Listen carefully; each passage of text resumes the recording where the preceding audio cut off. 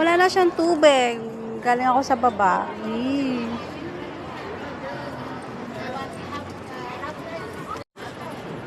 O, diba? Galing ako sa baba kanina. Wala nang tubig. Alam niyo ba, first time ko pumunta dito. Kahit ang tagal-tagal ko na dito. I mean, madalas ako pumupunta dito sa sa Marina Bay mo. Kaso lang, hindi talaga ako umaakyat. Pero ang ganda pala dito, no? Mahangin. Hindi siya mainit. Pakita ko sa inyo. Saan ako galing kanina. Nagbayad ako ng $15 sa boat. Kanina may tubig to kanina. Sumakay ako niyan. Doon sa ilalim. Ngayon wala na siyang tubig. So, dito tayo sa The Shops at Marina Bay Sand. So, yung nakikita mo yan dyan, parang, diba?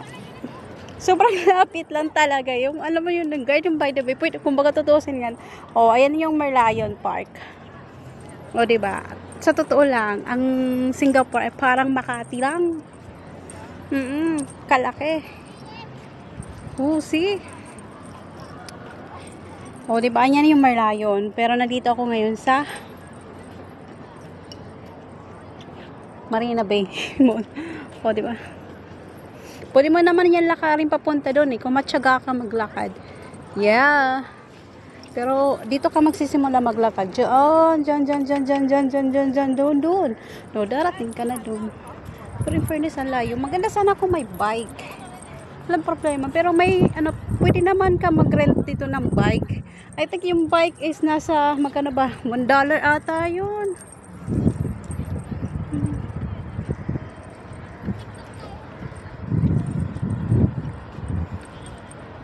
Zapio.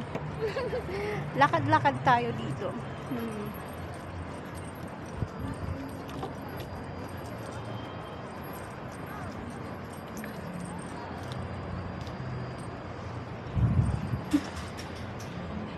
Diba? Nakikita nyo talaga. Saan yung Merlion? Ayun o yung Merlion Park. Ayun o. Malapit lang. Ayun o. Diyan tayo. At mapapansin nyo, boom! Panis. Saan na? Ayan yung Marina Bay. Ayan o yung barko.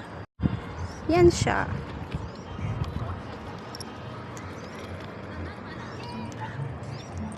Ayan yung Ferris wheel doon. Maglakad ka lang papunta doon. Tinatamad ako maglakad. Una na. Ang init pa. Look, this is Louis Vuitton.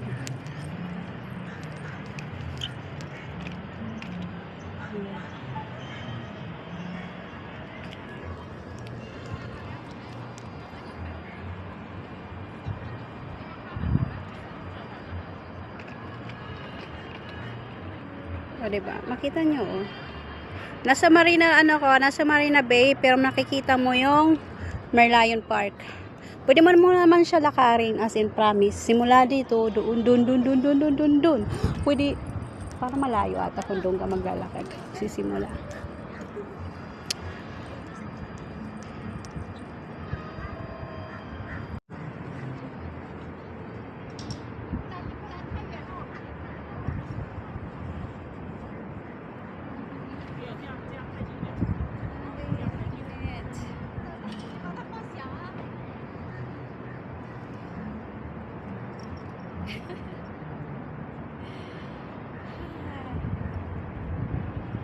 Hangin lang.